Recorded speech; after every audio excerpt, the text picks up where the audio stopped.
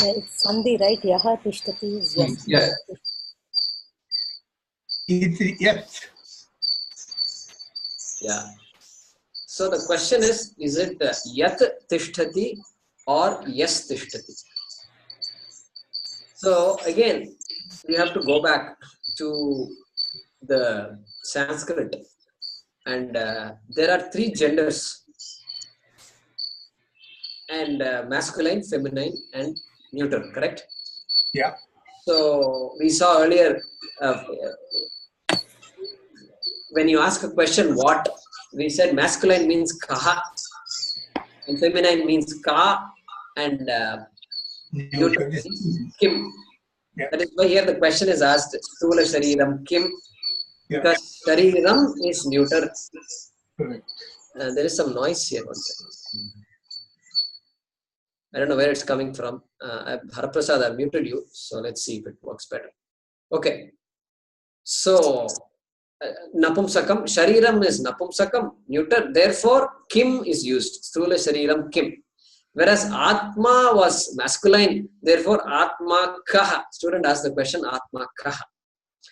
Same thing here also. So, to say it or he, Saha masculine, Sa feminine, Tat neuter. Okay. Then this Yaha is what? What is the meaning of Yaha? That which has all this attribute is Atma, is Sukshma Shariram, like that the author is trying to say. So that which is being referred to, which is being described, that also has three genders: Yaha, Ya, and Yat. So your question is good. So this must be, because the Shariram is Napumsaka Lingam, here it must be Yat Tishtati. So I think I may have said Yes Tishtati. So this must be Yat Tishtati. But the answer is Sa Atma, right? So you're referring to Atma. Yaha tishtati. No, so for Atma it must be Yes Tishtati. But here the question we did was Sukshma Shariram. And so that must be Yat Tishtati. And yeah, the print also is correct. It says Yat Tishtati. Oh, Sukshma Shariram. Okay. Yeah. So that's the way it works in Sanskrit. Okay. So we'll pause now and yeah. Go ahead, Hem. Yeah. So last time when we discussed about Akasha, we said that anything is composed of Akasha because it is present in Akasha. Like it, right. Correct, because it occupies space. It occupies space. So just like that, why can't time also be part of the five elements? Because everything is present in time for a certain. Yeah. So the Shastram says time is also a combination of five elements. Everything is Panchamahabhuta. So time is not really fundamental. Space is more fundamental than time in that sense. It's a model. It's just a model. Okay. It's a model. Remember, this is just a model. We can't take everything too literally. Okay. The model meant to describe the world. And so time should be a combination of these five elements. Now you figure out what combination will give time. Okay. Like that we can say. Yeah. Like that we can say. So yeah, time is also mithya, and anything mithya is Panchamahabhuta, and that's how we say. So how time will be a combination of these Panchamahabhuta? That homework I leave it to you, Hem. That's a tough homework. Good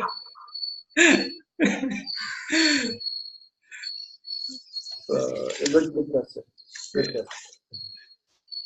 I had one more question. So I think 2 classes before we were talking about distinguishing the present from the past and future. So is this also like a prakriya? So keep, just like we have avastha traya prakriya, the same way, is this also like a prakriya, because you are uh, focusing your attention on the present, and it feels like a prakriya somehow to me. Is that feeling correct? Yeah, so go ahead and mute yourself. I think there is some noise coming. Okay. Yeah, so good question. Question is this analysis of time in terms of past, present, future, is that a prakriya? The word prakriya is a technical word. The Shastram uses certain techniques, certain methodologies to unfold this topic, this nature of Atma. And one of the prakriyas, one of the methods is avasthatraya prakriya, means the analysis of the 3 states of experience, using the 3 states of experience: waking, sleep, and dream. Another prakriya is karana karya prakriya, the methodology of cause and effect. Okay, like that. So the Haim's question is this analysis of time also a prakriya? So the answer is no. There is this. They generally don't call this a prakriya. It is just a way for us to appreciate time and bring our attention back to the present, and appreciate that the past was also present, the future is present, and the fact that the Atma cannot be subject to time. So it is really meant to appreciate that. But I've never seen it mentioned as a prakriya anywhere. There are certain standard prakriyas in Shastram, and they have never said this as a prakriya. So in Shastra, it won't be called a prakriya. Okay, good. So we'll pause. How do you explain that reflection? Who decides when, suppose both our Sula Sariram is almost very much weak, and Sukshma Sariram wants to leave. Who decides that?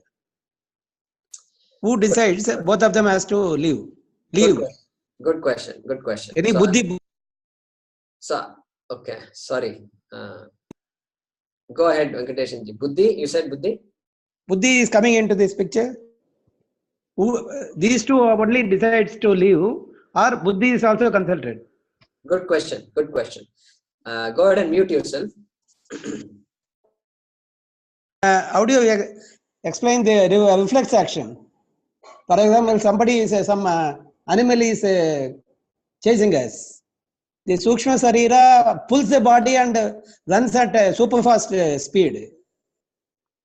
Correct. Good. So, good question. So, first question, we'll take the other question, the more difficult question, I think, which is who decides? Who decides when the Sukshma Sarira leaves? So, whoever decided the Sukshma Sarira has to come to this body, that person alone decides when the Sukshma Sarira leaves.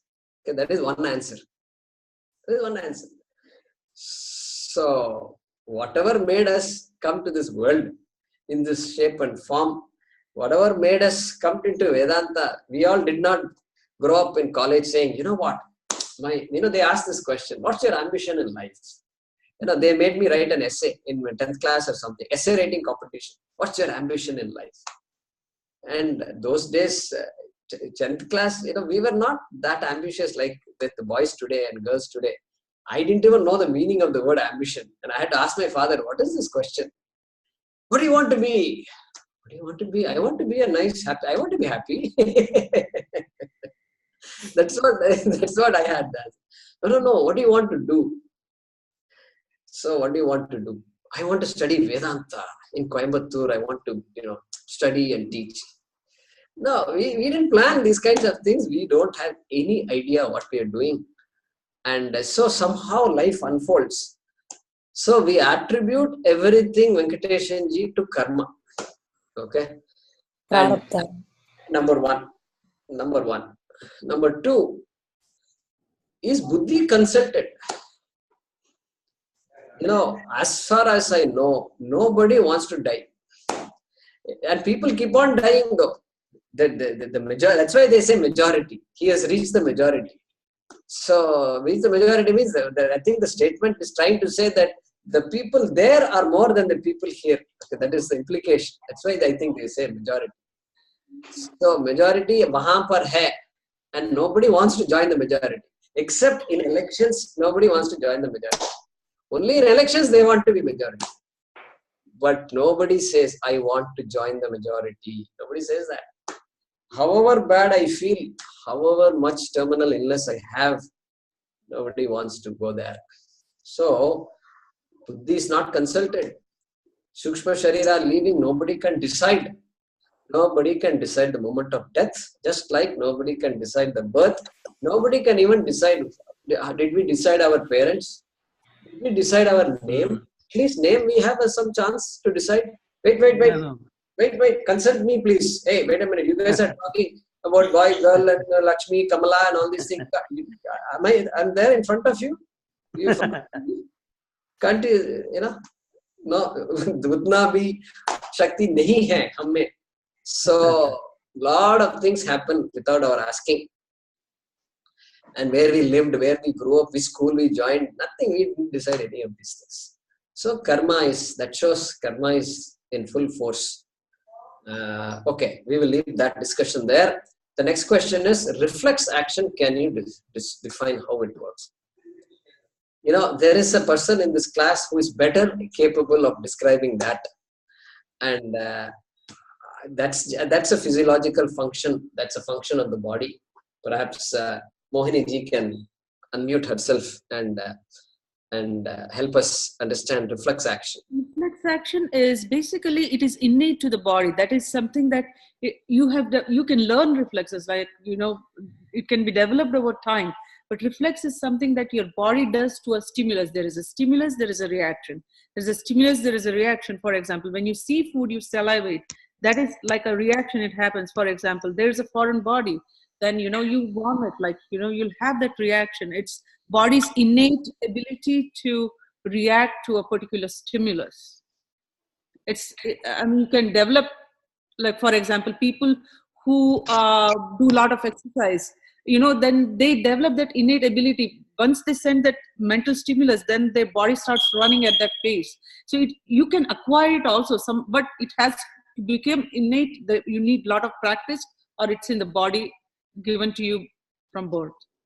2 ways. Sukshma Sarira is pulling the body. Sukshma Sarira wants to live, and a physical body cannot withstand sometimes. Yes, you can say that it's the physiological systems that dictate it, and that particular stimulus at that time will give you particular reaction. Okay, thank you. Very interesting. Yeah, the reflex action. So basically, can we say, if I accidentally touch a hot object, immediately it's like it is innate. You cannot develop it.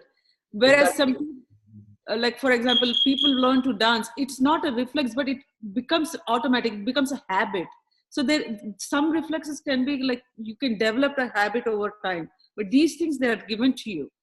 So at least dance and exercise and things like that, some practice is needed, and some interest is developed, and the interest is nourished, and there is so much interest that then it manifests as automatic responses. For example, some people just start dancing the minute you put music, like they cannot stop themselves, or like, like it can happen to that extent. Or most of the reflexes that we study are the ones that are given to us by the physiological systems. Okay. It seems there is some false reflex reactions also. The person is always thinks something is going to be bad. His habit, it becomes a habit. So for him, there will be a false reflex action. That is like mental. How mentally you think, and your thinking pattern has changed. Thinking patterns also, you develop it over time. Yeah. But I think Mohini, reflex action, when what was in my mind is all these salivating when I see food. Yeah, the mostly physiological system. Or Yes. touching, or withdrawing from a dangerous situation. Like withdrawal reflex or salivation or reflex, like we have some reflexes in our nervous system which we use to test the integrity of the nervous system and things like that. Yeah, like for example, you said the pupillary reaction. When you put light, it's normal for the pupil to become contracted. Whereas when a person is dead, you'll be fixed and dilated pupils. So that's a reflex too. I mean, that's something given to you. It's innate. Correct. So Sometimes a person does a superhuman act. He becomes a superhuman. Time, if you develop those things over time, if you develop. Okay, good. So that's a reflect. There is a science behind that, and I suppose. But yeah, some of these responses are just innate to you.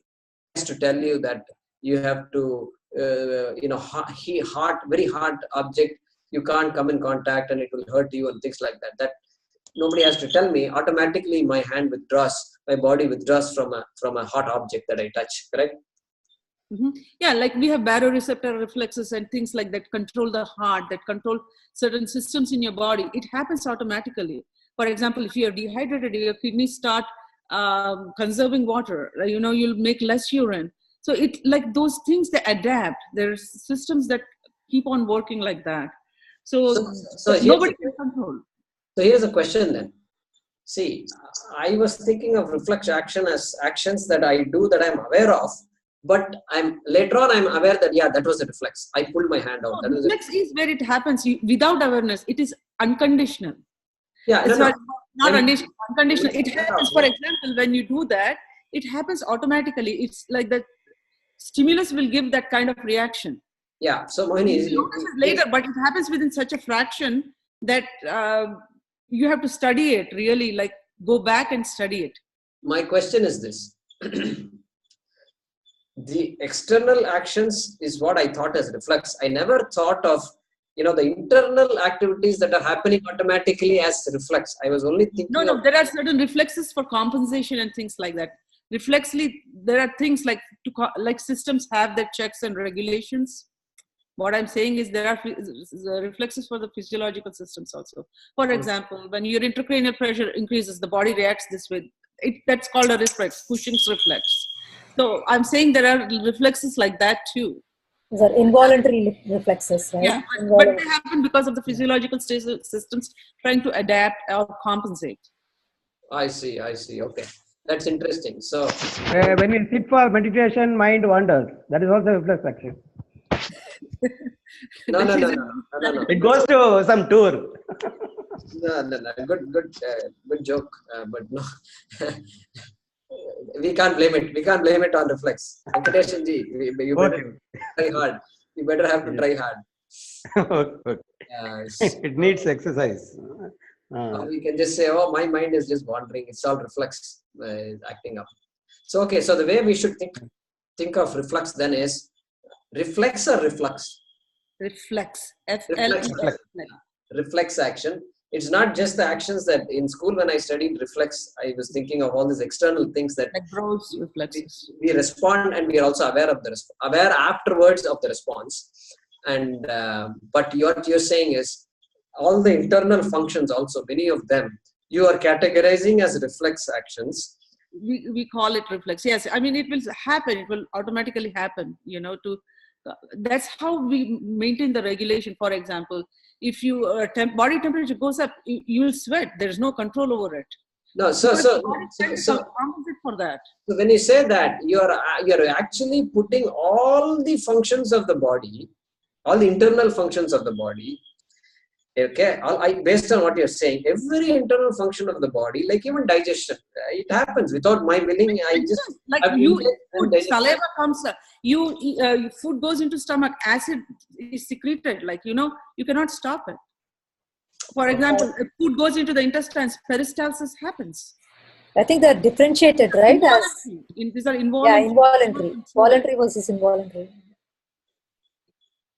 Voluntary action, involuntary reflexes. Reflexes are involuntary. Reflexes are involuntary. Okay. Involuntary. Yes. Good. Thank you. But if that reflex is not there, for example, a disease is there and this reflex don't happen, then it manifests as a disease.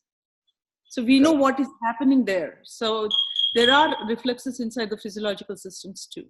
Yeah, yeah. You know, the doctor, they touch the, Yeah, that below is the the, kneecap. Below the kneecap. yeah, that's the knee reflex, knee jerk reflex. Knee reflex, yeah. They try to see if the nervous system is intact. So like you have to have the spinal cord and the nerve coming to the muscle and then the sensory system intact too for that to happen. So they're testing the integrity there. Wow, amazing, amazing. Yeah. Because if that pathway is interrupted in any way, you will not have that reflex. Either the sensory part of it or the motor part of it or the system where it is relaying. If that part somehow is broken, then you will not have it. Interesting, interesting. Okay. Thanks. Thanks, Okay. Thank you. Thank you. We'll stop here. We'll continue next class. Him, you can stop the record.